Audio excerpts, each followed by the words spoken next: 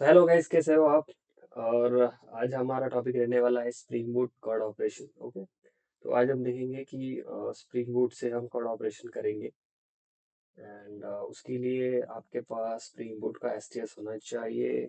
तो चलिए पहले थ्योरी कवर कर लेते हैं, बाद में देखेंगे कि आपको क्या क्या इंस्ट्रूमेंट्स, क्या क्या टूल्स लगने वाले हैं स्प्रिंग बूट के कॉर्ड ऑपरेशन में। ओके, चलिए स्टार्ट करते हैं थ्योरी कि स्प्रिंग बूट हमें क्यों यूज करना है, क्या एडवांटेज है स्प्रिंग बूट के। तो ये सब चीजें हम इसमें देख लेते हैं। ओके, तो एक टेक्स्ट फाइल है, ये आपको मिल जाएगा बाद में, बट फिर भी हमें देखना पड़ेगा कि why we use Spring Boot. अगर आप डायरेक्टली जावा से, कोर जावा से डायरेक्ट अगर आप स्प्रिंग बूट देख रहे हो तो आपको थोड़ी बहुत स्प्रिंग बूट के बारे में जानकारी होनी चाहिए। So Spring Boot is a framework for building a Java web-based applications and microservices with ease, and it is a simplify the process of creating the applications ready Spring Boot application by providing the following features. Okay, तो Spring Boot क्या है? Spring Boot एक web applications के लिए हम web applications create करने के लिए यूज करते हैं, एंड एक फ्रेमवर्क है।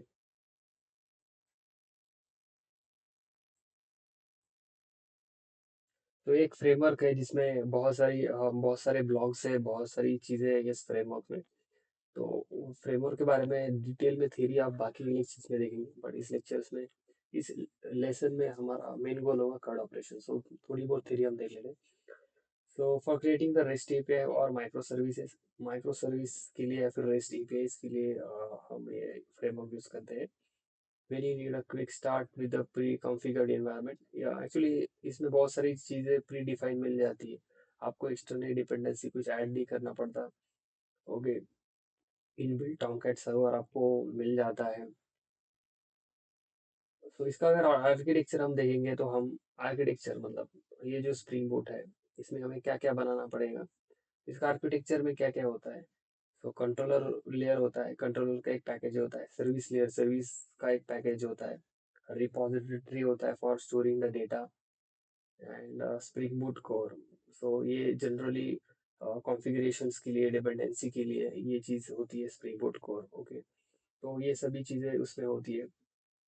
बेनिफिट वाई स्प्रिंग बूट क्यों यूज़ करते हैं? For rapid applications, definitely for rapid applications development के लिए यूज़ करते हैं, क्योंकि स्प्रिंग बूट में हम एनोटेशंस यूज़ करते हैं। अगर हम स्प्रिंग और स्प्रिंग बूट को कंपेयर करें तो स्प्रिंग बूट में हम एनोटेशंस यूज़ करते हैं, जिससे कि बहुत सारी डिपेंडेंसीज और बहुत सारा कोड रिड्यूस हो जाता है स्प्रिंग बूट में। Reduce the complexity, complexity reduce होती है। इंटीग्रेटेड टेस्टिंग और स्केलेबिलिटी, डेफिनेटली हम स्केलेबल एप्लीकेशंस के लिए स्प्रिंग बूट यूज़ करते हैं। Then auto configuration, definitely auto configure कर सकते हैं चीज़ें, automatically configure applications based on libraries and dependency, या definitely. So spring boot specially किस लिए फेमस है? तो starter dependency, at a start of projects the pre defined dependency like spring boot starter web simplify the setup and reduce the boiler plate, या and embedded servers. इसमें spring boot में embedded server रहता है, जैसे कि spring में हमें add करना पड़ता है, बट यहाँ पे इस एम्बेडेड सर्वर रहता है, जैसे कि Tomcat and Jetty. Okay, actuator provide health check metrics and application monitoring tools, ये भी है। Externalise configuration, manage the application setting via application property applications dot yml। मतलब applications dot property मतलब ये connections के लिए होता है, मतलब MySQL को कनेक्ट करने के लिए। Spring Boot CLI, command line tool for rapid development and testing। Microservice support, perfect for development and deploying the independent microservices। Production ready, offer tool monitoring, logging, deploying, ensuring application production ready. तो ये सब चीज़ें property है spring boot की। तो अभी हम card operation start करने वाले स्प्रिंग बूट का। ओके, ओके, तो अभी हम कार्ड ऑपरेशन अभी स्टार्ट करने जा रहे हैं, तो उसमें आपको किन किन चीज़ों के बारे में शॉर्ट में एक आइडिया दे देता हूँ। बाद में हम थ्योरी का पूरा पार्ट कवर करेंगे दूसरे वीडियो में। तो चलिए कौन कौन से डिपेंडेंसीज इंपॉर्टेंट है। फर्स्ट जो कार्ड ऑपरेशन में हम डिपेंडेंसी यूज करने वाले, वो है स्प्रिंग वेब। तो स्प्रिंग वेब जनरली यूजफुल होता है to create the RESTful API. And generally जो अपना टॉमकैट जो सर्वर है वो भी इनबिल्ट आता है इस डिपेंडेंसी में, स्प्रिंग वेब में।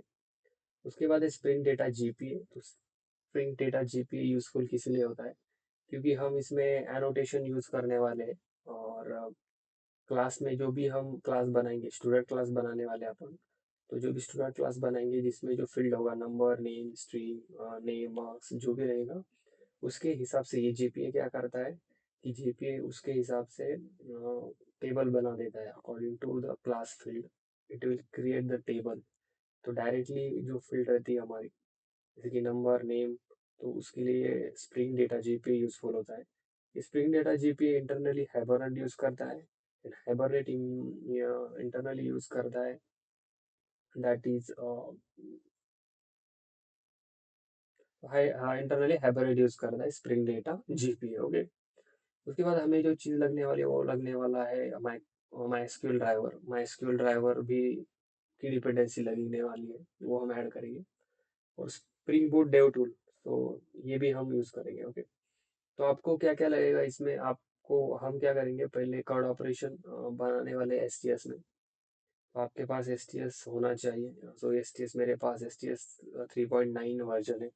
और मेरे पीसी में जावा 17 इंस्टॉल है। बाद में मेरे पास एसक्यूएल का वर्जन है 8.0। ओके। तो एसक्यूएल का वर्जन है एंड मैं पोस्टमन यूज़ करूँगा जो एपीआई बनेंगे उसको टेस्ट करने के लिए। We will use of Postman. Okay. तो जनरली जो स्प्रिंग बूट है उसमें इंपॉर्टेंट चीज़ होती है कि dependency injection and DI. So it's important thing in Spring dependency. तो उसका थ्योरी भी हम बाद में देख लेंगे कर्ड ऑपरेशन के बाद। Okay. So this is a theory part for that is a require basic part for understanding the code operations. Okay. So let's start our video. Let's start our code operations. Okay. तो मैं आ गया हूँ मेरे STS में। मेरा spring tool suit का version 4 है, मतलब 4 वर्जन है। ओके। तो मैं आ गया हूँ इसमें। ओके।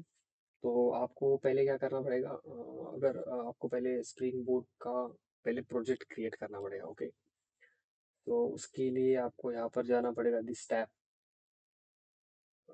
टैब और यहाँ पर आपको करना पड़ेगा स्प्रिंग बूट स्टार्टर प्रोजेक्ट्स को आपको सिलेक्ट करना पड़ेगा। सिलेक्ट करने के बाद, तो सिलेक्ट करने के बाद यहाँ पर आपका प्रोजेक्ट का नाम कुछ भी दे सकते हो। फॉर एग्जांपल मैं दे रहा हूँ कोड ऑपरेशन। ओके। मेरे में जावा 17 इंस्टॉल है और इसको मिनिमम जावा 17 का सपोर्ट करता है STS4। एंड डिस्क्रिप्शन में फर्स्ट ऐप रहने देते, कॉम डॉट ऐप रहने देते। एंड जो प्रोजेक्ट्स का नाम है बस वो अपने को एंटर करना है। एंड मैं जो प्रोजेक्ट बनाने जा रहा हूँ वो मेवन में रहेगा। ओके।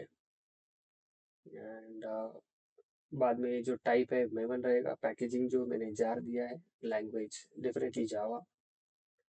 ग्रुप जो होता है com dot log in dot S, ये कुछ चीज़ें। Artifact ID, CRUD operation, version 0.01 snapshot. Description आप कुछ भी दे सकते हो, कुछ भी दे सकते हो। My first my first card मैंने यहाँ पर दिया है।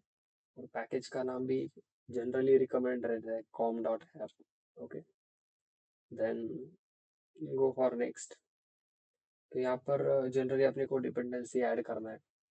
तो हमारे कर्ड ऑपरेशंस के लिए हमें माई एसक्यूएल ड्राइवर लगेगी एक डिपेंडेंसी लगेगी स्प्रिंग डेटा जीपीए एंड एक डिपेंडेंसी लगेगी स्प्रिंग वेब, जैसे कि मैंने इस टेक्स्ट फाइल में बताया है। ओके। तो ये सब चीज़ें हमें इंटर करना है। और अगर आप इधर सर्च करने के बाद आपको डिपेंडेंसी मिल जाएगी। ओके। ये डिपेंडेंसी ऐड करने के बाद यहाँ पर करना है फिनिश। और फिनिश करने के बाद यहाँ पर आप देख सकते हो इसमें लेफ्ट में डाउन में, राइट में डाउन में अगर आप देखोगे तो यहाँ पे यार ये ग्रीन वाली जो लाइन है, ये मतलब अपना प्रोजेक्ट दिखा रहा है कि प्रोजेक्ट बिल्ड हो रहा है। तो ये थोड़ा बहुत टाइम लेता है एंड आफ्टर 100% अपना प्रोजेक्ट जो है वो रेडी हो जाएगा। और आपके जो भी आपको अगर टेस्ट करना है उसकी एपीआई, तो उसके लिए आपके पास पोस्टमैन होना चाहिए। जैसे कि मेरे पास ये पोस्टमैन है। हम्म,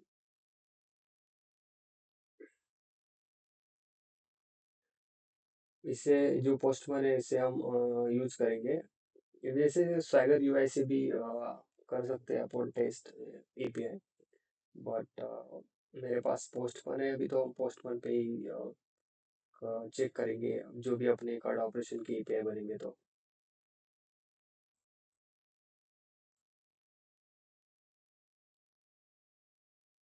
लॉग इन करता हूँ मैं।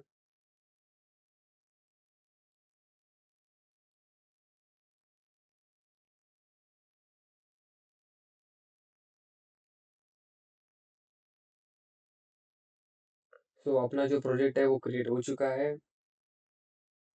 तो गाइस हमारा जो प्रोजेक्ट है वो क्रिएट हो चुका है।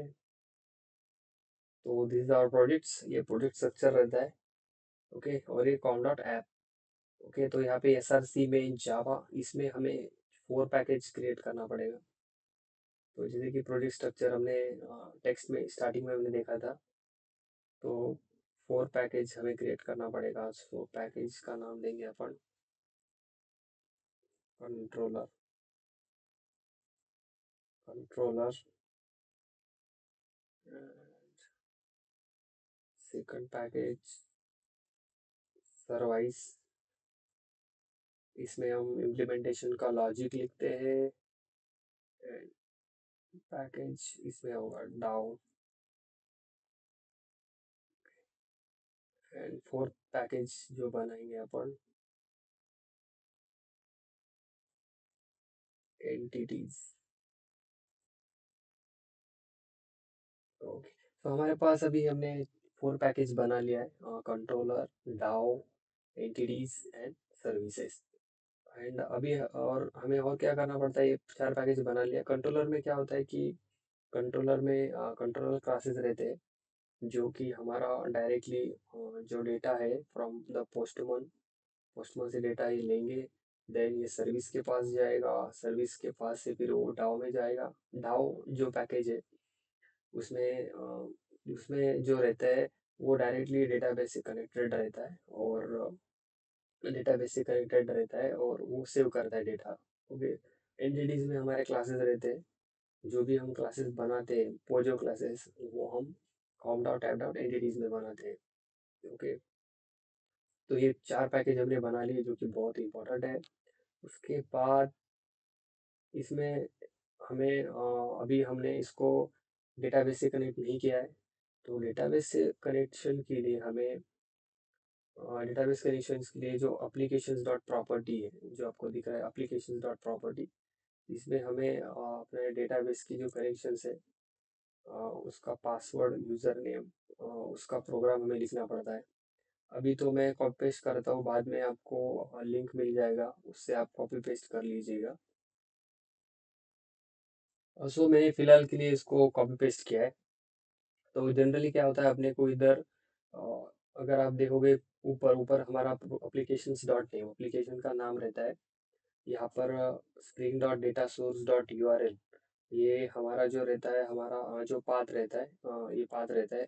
और यहाँ पर मैंने एक इंस्ट्रक्शन दिया है योर डेटाबेस, यहाँ पर हमारे डेटाबेस का नाम रहेगा। अगर ये एग्जिस्ट नहीं है, मतलब हमने क्रिएट नहीं किया है, तो ये ऑटोमेटिकली डेटाबेस क्रिएट कर देता है, हमें क्रिएट करने की ज़रूरत नहीं है। ओके, ये ऑटोमेटिकली जब भी ये एप्लीकेशन रन होगा, कर्ड ऑपरेशन रन होगा, ऑटोमेटिकली क्या हो जाएगा, ये डेटाबेस क्रिएट कर देगा जो भी हम नाम देंगे। तो अभी हम नाम देते हैं इधर CRUD operation,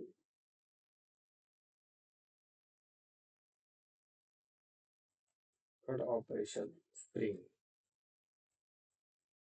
spring Boot. Okay, यहाँ पर हमें देना पड़ता है यूज़र नेम। मेरे सिस्टम का जो यूज़र नेम है वो रूट है, मतलब मैंने रूट का एक्सेस दिया है। और यहाँ पे आपके एसक्यूएल का पासवर्ड आपको देना पड़ता है। और हाइबरनेट ये कमांड है generally, Hibernate DDL to auto, मतलब आपके जो एंटिटीज में जो भी पोजोज रहेंगे उसके हिसाब से ये क्या कर देगा, टेबल क्रिएट कर देगा automatically. And Spring JPA show SQL true, मतलब ये जीपी के लिए ये दो इंस्ट्रक्शंस है, तो इसके लिए सेव कर देना। तो इस कोड का मतलब है कि हमारा जो स्प्रिंग बूट का जो एप्लीकेशन है, जो भी हम कोड बनाएंगे उसका भी स्प्रिंग बूट का इस कोड का हमारे एसक्यूएल के साथ कनेक्शन हो गया है। तो ये रन होने के बाद ऑटोमेटिकली कनेक्शन हो जाएगा, तो ये कॉन्फ़िगरेशन इतना करना पड़ता है। ओके, तो अब हम जाते हैं कंट्रोलर के पास, अभी हम जाते हैं एंटिटी के पास। यहाँ पर हम क्लास बनाते हैं अपना स्टूडेंट।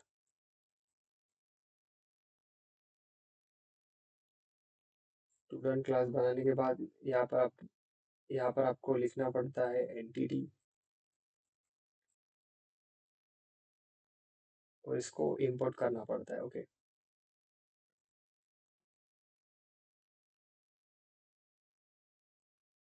एंड इसके बाद हम देंगे कि private private int number, private int number इसको हमें देना पड़ेगा आईडी, आईडी नाम का एनोटेशंस देना पड़ेगा।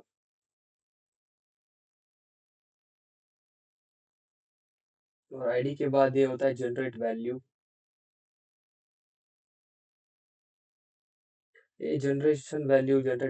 Okay,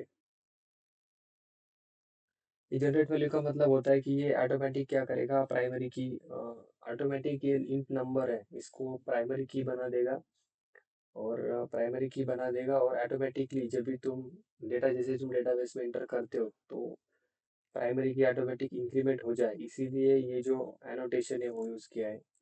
it is for auto increment in database.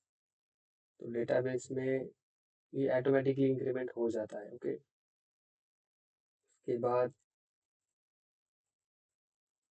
Private string name,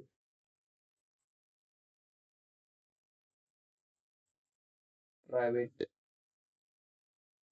double mark. तो ये सब तीनों चीज़ें मैंने डाल दिया है, नंबर, नेम और मार्क्स। और भी हम एंटिटीज ले सकते हैं, और भी फील्ड हम डिक्लेयर कर सकते हैं। तो और भी फील्ड हम इसमें डिक्लेयर कर सकते हैं। ओके, और भी फील्ड हम डिक्लेयर कर सकते हैं, बट प्रैक्टिस के लिए मैंने बस तीन ही फील्ड अभी लिया है। और इस क्लास का अगर तेरे को, अगर आपको टेबल का नाम